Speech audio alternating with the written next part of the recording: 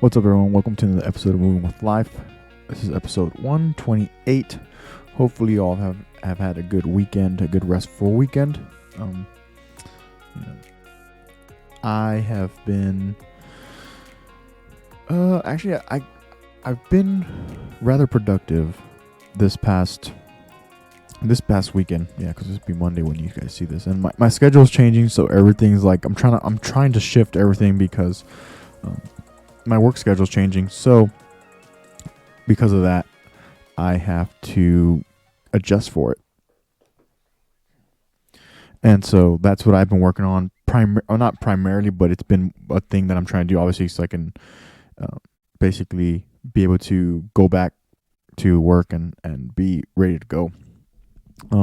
But today I'm gonna play a video where it's a Warren Buffett interview. And if you don't know who Warren Buffett is, he's an investor, a big investor.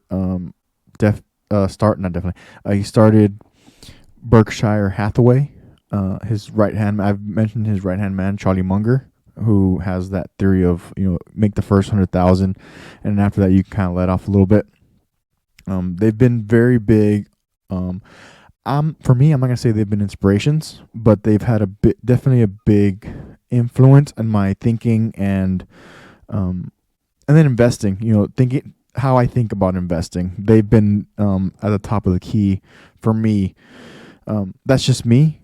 There's different ways to go about it. There's so many people out there with good advice who have had their own successes, whether it's starting a business, whether it's investing into the stock market, whether it's making multiple businesses to then sell and create another one. Even Elon Musk did that before, or as now he's had, now he has like I'll say he has the capital, and then now he has just and then the experience too. He has the experience to then now what he's doing with Tesla and SpaceX. And if you don't know, it means that I'm tracking. SpaceX just got the contract with NASA to support some launches that are coming up. I think going to the moon. I'm not gonna go into depth about it. But here we are, and I want to jump right into the video. And it's like an 8-minute video, and I want to jump right into it, and then we'll talk about it after. Warren, how would you define true success? Well, I've said many times that if you get to be 65 or 70 and later, and the people that you want to have love you actually do love you, you're a success. I've never seen anybody that reaches that age. I'm not talking about somebody that's in extreme poverty or pain or something, but I've never seen anybody that, if they have a lot of people that love them, that is other than happy. And I've seen some very, very wealthy people that they give testimonial dinners to and name schools after and everything. And nobody loves them. Their own kids would say, he's in the attic, but he never came. What are, say, 3 pieces of advice you would give to people who are looking to succeed in business? Well, by far the best investment you can make is in yourself. For example, communication skills. I tell the students that come that they're going to graduate schools and business, and they're learning all these complicated formulas and all that. If they just learn to communicate better, and both in writing and in person, they increase their value at least 50%. If you can't communicate, somebody says, it's like winking at a girl in the dark. Nothing happens, basically. And you have to be able to get forth your ideas, and that's relatively easy. I did it myself with the Dale Carnegie course. Some people wish I'd taken a shorter course now in terms of my talking later on. But it's just hugely important. And if you invest in yourself, nobody can take it away from you.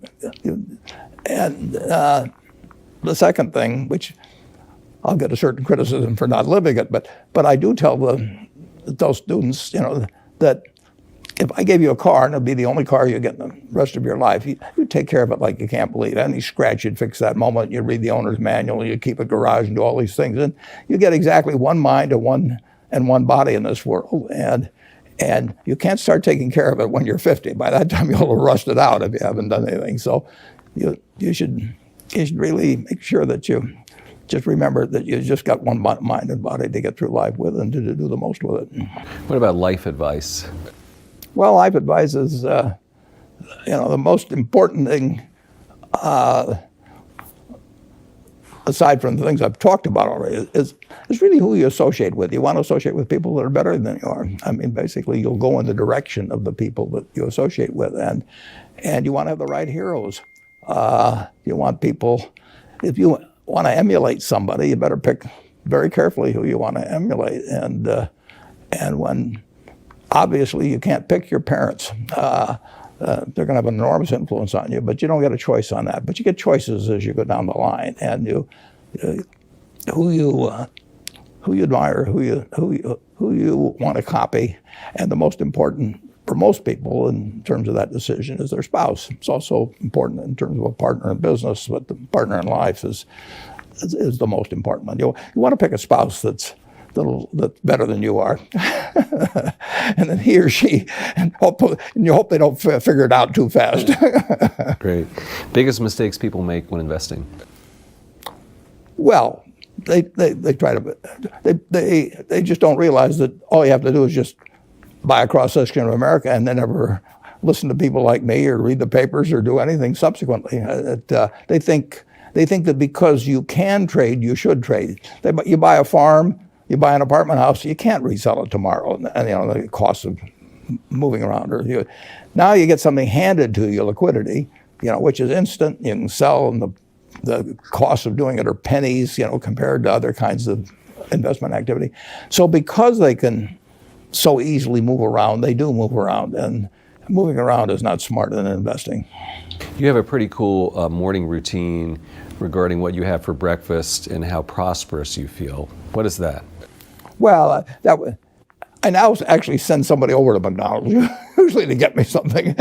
Since the publicity I got from earlier describing my habits at McDonald's, I now have somebody go in the office, but that was more for entertainment value. I eat exactly what I like to eat. If I liked it on my 6th birthday, at my 6th birthday party when we had hot dogs and hamburgers and Coke and ice cream with chocolate, I still like it. And I don't care about anything subsequently. I discovered it all by the time I was 6.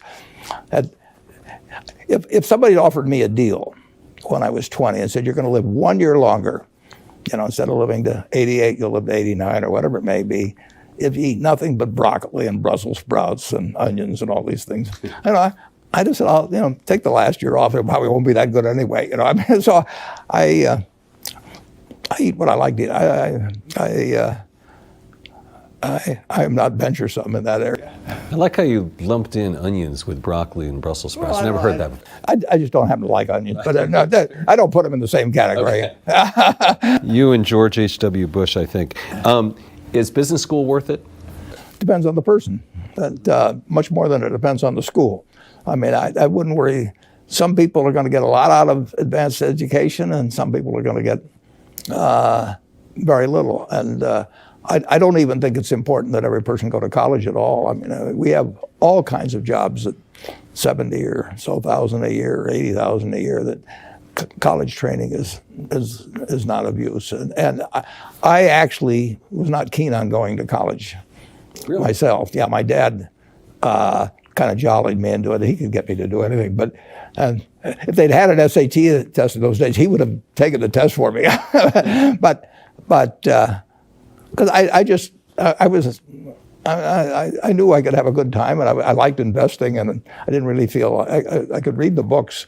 So I don't, it's a big commitment to take 4 years, and the cost involved, and maybe the loans involved, and everything. And I think, depending on what your interests are in life, I don't think it's for everybody. I think it's for a lot of people, but there ought to be a reason you're going, and I didn't really see much reason. All right, last question. So lightning round. So there's a few. Do you ever drink water? Only under duress. What is your favorite all-time song, Warren? It's undoubtedly, it's My Way. What about movie? Favorite movie? Well, I like The Bridge on the River Kwai because of there were a lot of lessons in that. Plus, it was enormously fascinating. Catchy tune, also. Pardon me? Catchy tune, also. Yeah, Right. very. Right. But the ending of that was sort of the story of life, you know. He created the railroad, and did he really want the enemy to come in across it, you know? Got it. Favorite book? Well, the favorite book from an the book that had the most impact on my life was The Intelligent Investor by Ben Graham. I knew you were going to say that. Favorite TV show? It's probably going to be it would be Nebraska in some huge bowl game and winning. And finally, what do you carry in your wallet, and how much money do you tend to carry around? Well, I probably carry maybe $400. I actually my wife likes to use the cash, so I just take home a chunk of cash every now and then she doles it out. She looks at my billfold and sees whether all the hundreds are gone. Sticks a few in there, but it's pretty simple. And credit cards? I've got an American Express card, which I got in 1964, but I pay cash 98% of the time. If I'm in a restaurant, I always pay cash. It's just easier. Warren Buffett, thanks very much. And so there it is, some cool life advice from Warren Buffett. I was actually gonna take today off from recording just because have been in a lot of deep thought. I've been writing a lot, and some of that is now why I came to. When I came up across this video, I then said, "Okay, I think this is gonna be the one that I'm gonna get some ideas. It's gonna help me get out of my own head for a little bit and come out here and have this, record this episode to post for tomorrow, Monday. Today's Sunday. And so one of the things he talked about, being able to communicate, whether you're in college, whatever you're being able to do. Because if you're trying to get a job, you have to submit. The written part of getting a job is you have to do let's just say you have to do a resume, knock that out. Make sure that everything on the resume, is in whatever order or whatever. Not only whatever is attractive to whoever you want to work for, but also is it factual? Is it good? Is it in order? Is there an order to it? How is is nothing for me? I'm a very simple person. Is it up to date? Is probably one of them, because is it up to date? Are there any gaps, and why are there? Being able to answer those questions as well, as far as we have this. I know there's a gap here. Why do you have this gap? And you say why you have that gap.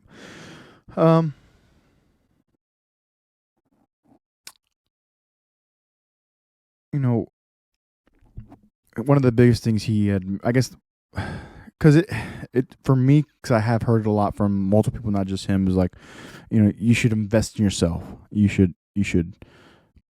go out and do whatever it is that you like, and if you do that, then you're successful. And I agree. But we also need to get to a point to where, okay, what do we like? What actually does interest us? What interests us enough to jump in, at full speed? What gets us to want to do that? And the thing is, I'll have to argue that sometimes it changes. Sometimes it's not. Sometimes when you get the thing that you want, it's not. It turns out to be something that, or when you aim for something and you get there and you realize it's not what you wanted, or it's not what you thought it would be, then it's also okay to move on, because to kind of move on is that's weird. To move on. And I guess I'm speaking out of experience, but also hopefully giving you the okay in case you feel lost, or in case you feel like you don't fit in this certain thing that you thought you wanted to be in, and it's it doesn't work for you, and it's oh yeah, then let's move on to the next thing. Even when I talk to coworkers and stuff, and about life things now, more important to me for them is hey, if you're not happy, let's get you to a place to where you can at least create a plan to get you not to create the happiness like verbatim, or create the happiness like the tangible, as if it's tangible, but just get you into a better spot, to in a better direction, to then go for that goal, whatever it is that you may want to accomplish in your life. Communication, it's a big one. Definitely doing the podcast for me, recording this, listen to advice like that, especially for someone like Warren Buffett. Listening, I would add on listening to the communicating, because when you listen to somebody and you listen intently, it's like, oh yeah, and then maybe for me, what happens half the time is like whether I'm reading a book or I'm listening to content like that, it sparks ideas, and it sparks ideas, and I write them down, or I think about it, and I'll turn off the screen, and I'll go and like brainstorm or elaborate or maybe answer the question, whatever it may be. But for communicate, I would add, written, spoken, and then listening. Listening is part of communication, especially when you're in a one-to-one conversation.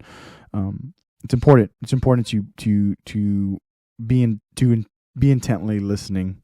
Dr. Bernie Brown, I was actually listening to an episode with Simon Sinek. He has a podcast now, and Dr. Bernie Brown was on that podcast, and she talks about and there's a whole different thing, and I'll probably talk about that episode at some point, because it's very the parts that really intrigued me. I actually listened to that episode like 4 or 5 times, because it's only like an hour, and yes, it's like 5 hours that I spent on that one podcast, but that's where it took me. It took me to where like I listened to it literally twice in a row, and then the last 2 or 3 times, it was like it was in chunks, and then spaced out.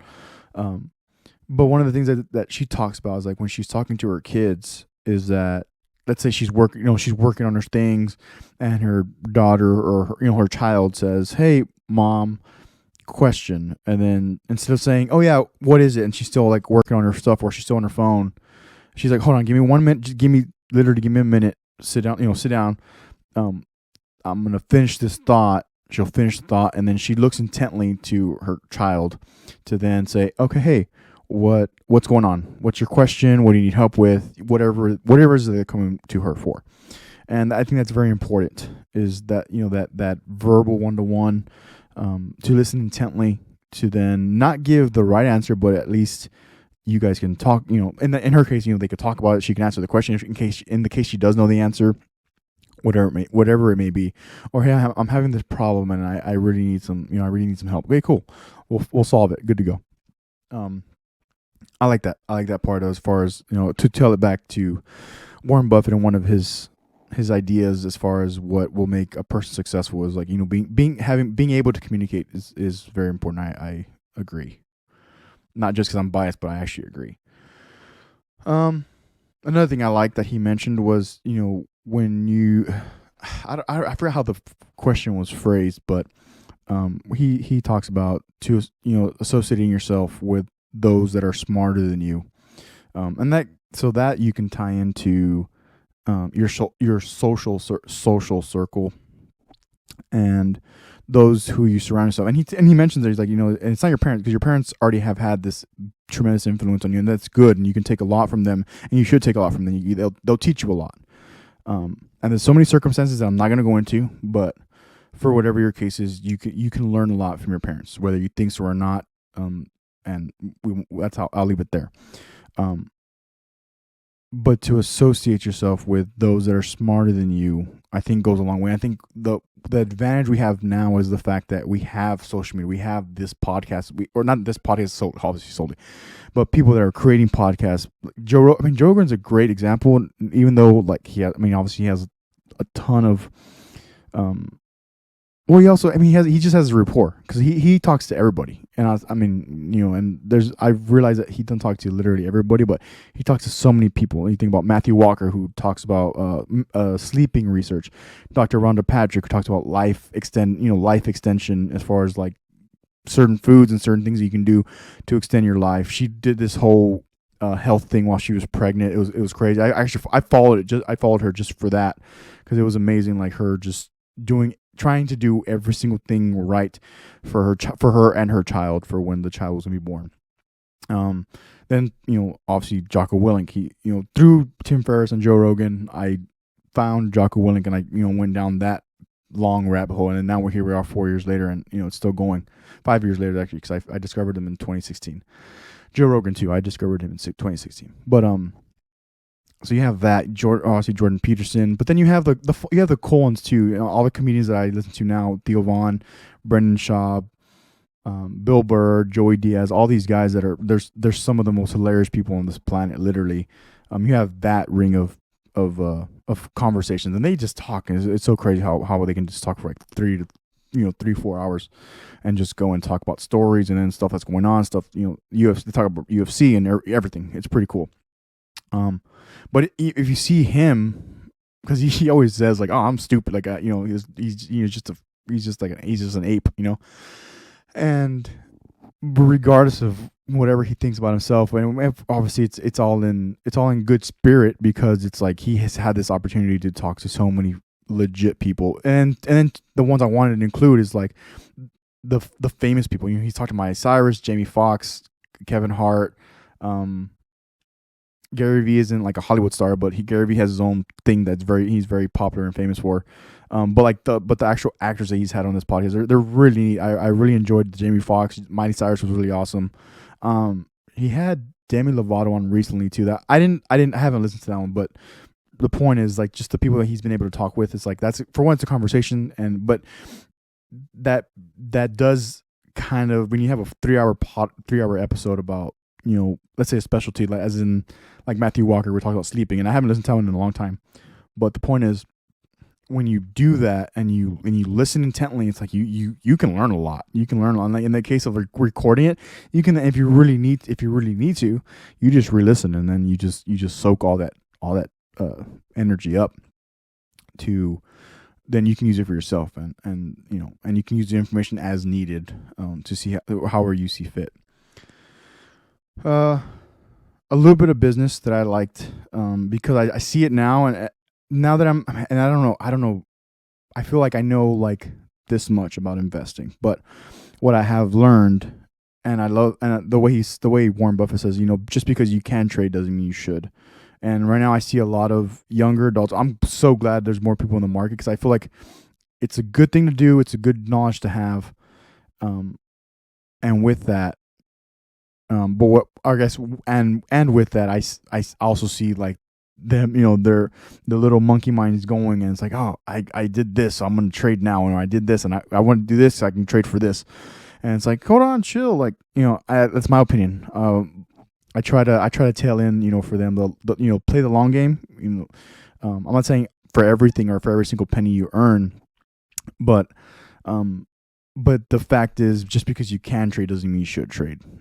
I've learned a couple lessons. I've won some, and I lost some in the sense of like, I'm like, oh, I think I should trade now, and I do, and then I end up wishing I hadn't. And it's happened only a couple times, and now I'm very more hesitant. I'm more willing to just buy, get more buying power, versus trading, because of what I see. It's like, I don't know, I'm more hesitant to trade versus actually buying more.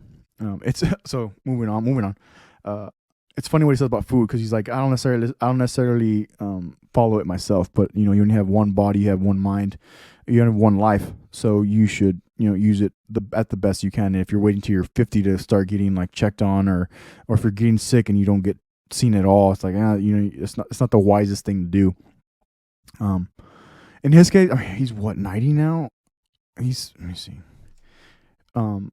One thing that he does have that I wanted to just bring out is the fact that, so he eats hot dogs and McDonald's, and he drinks Cokes every day. He's 90 years old. Is that he's one of the lucky ones. I feel like our human bodies are evolving to not be able to handle that type of torture anymore. I know mine definitely doesn't. So I'm not on a diet, but I just have to be very stern with myself. I have to be very stern with myself, and that's just the way it is. Because that's how my body reacts, and I do care about that because I like to do this. There's things I like to do, and in order to do those things and to do those things as long as I can, I need to make sure that that's kind of squared away. But in his case, where he mentions, he had everything he had when he was 6, ice cream and chocolate and hot dogs and Cokes and all that stuff. Like he's good with that, and it's like, okay, cool. But what I want to elaborate here is the fact that he's one of the lucky ones, because I don't see too many people. I'm not saying it doesn't happen. Obviously, but he is, I will argue, an exception to the fact that he can have a Coke every day and just and go about his day, and he'll be fine for the most part, from what we know of. The last thing I wanted to touch on, and then we'll get out of here for today, is business school worth it? And of course, he talks about how but for him, is another thing, is that for him it was different as well. Is that he was already investing before he even started school, and his dad convinced him, but it wasn't like the highest interest that he had. He was already investing. He was already having these ideas and things that he wanted to do, so he was already doing those things. I will have to be on his dad's side in the sense of like, maybe it's not even maybe it's not business school, maybe it's not even college, but maybe it's the fact of needing to move away so you can learn how to grow. So you can learn how to grow up. I feel like I have mentioned that, and if I have, then I'm gonna have to mention it again. If I haven't, then I'm pretty sure I have. But just the fact of like going to college helped me grow up so much. And again, maybe it wasn't the business school. Maybe it wasn't going to college. Maybe it was learning how to pay bills. Having to apply for a job, having to do all these things. Yeah, I have talked about this. But the point, so if you haven't seen the episode, then okay, I can't tell you which episode it was. But the point is business school worth it? It's not for everyone. It's good for a lot of people. And maybe what it really is moving away from home and figuring out how to do shit on your own. Even the people that I've met over the past 2 years, and a lot of them, they're young adults. They're out of, maybe they started some college, maybe they're fresh out of high school, whatever it may be. It actually doesn't matter. But them being away from home for however long it has been or it was, they have gained so much because they're not at home. They don't have that support structure that they're used to. It's not that they don't have a support structure, period, but they don't have one that they're used to. They've grown up for the past 18, 19, 20, 21 years. And that's probably the biggest thing I wanted to highlight from that as we get out of here for today, is business school worth it? It was worth it for me. I got very lucky. I had a lot of awesome, I'll say a lot of awesome professors, but I had 4 or 5 awesome professors that showed me and taught me a lot of things. And the cool thing is that they all gave a shit about life. They all cared about how you would do, how I would do, how my friends would do. They cared about how we would do beyond the diploma, beyond the graduation cap and all that stuff.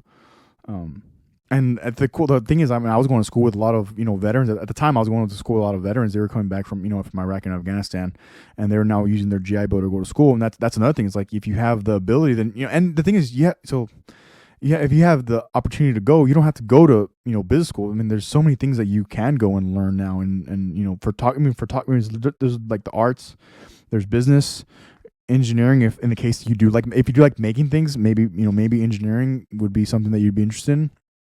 And then again, I'm gonna have to resort back to moving away from home and learning how to live and learning how to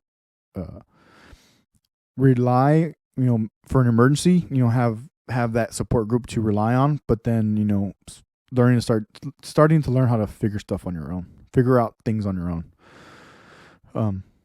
So yeah, figuring things out on your own. And it's very important, because then that helps you be, in my argument, it'll help you be just more productive, more thoughtful in the way you do things, period, the way you learn, the way you communicate, the way you produce for society, because we are society. People make up society. That's the way it is. Society is this. Like, yeah, we are. That's us. That's all of us that are here listening, watching, learning, writing. That's us. So yeah, that's what I got for today. Hopefully you've gotten something out of it. I actually found, so this one I did find like the YouTube video.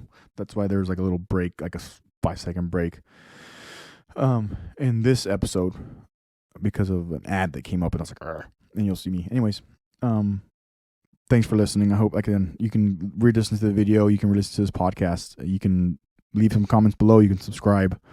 If you want to support the podcast, there's a little bit of merch available. I'm still trying to figure things out as far as the merch goes. Like it's what I have right now, and it's fully to support the podcast so we can keep this thing going. But the biggest thing is spreading the word and trying to better yourself and set yourself up for that success, whatever that may mean for you. Take care of yourself mentally, physically. Lead from the front. Make sure you take care of your people, your household, whoever your people may be. Surround yourself with the right people as best you can. I'm not saying, but that doesn't mean don't help others that might need it. That then ties into communicating. So thanks for listening, and until next time, we'll see you all very soon.